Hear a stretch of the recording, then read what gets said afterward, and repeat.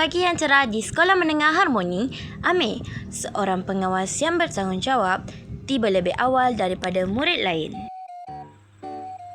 Assalamualaikum cikgu, selamat pagi. Waalaikumsalam, Amir. Kamu datang awal lagi hari ini? Ya cikgu, saya mahu memastikan semuanya berjalan lancar sebelum perhimpunan.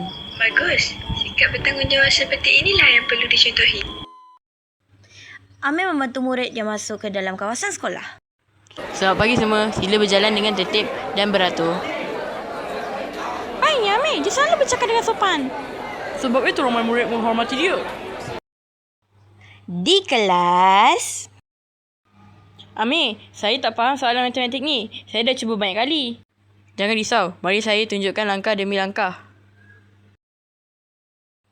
dengan sabar Amir membantu rakannya memahami pelajaran. Pada waktu rehat, keadaan tiba-tiba menjadi kecoh. Amir, tolong! Fail pembentangan hak inovasi sekolah hilang. Cikgu sedang mencarinya.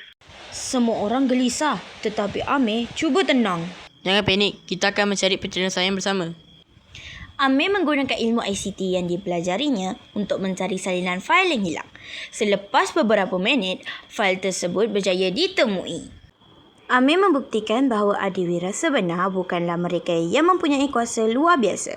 Adiwira sebenar ialah mereka yang beradab ketika bergaul, berilmu ketika menyelesaikan masalah dan berkeyakinan ketika menghadapi cabaran.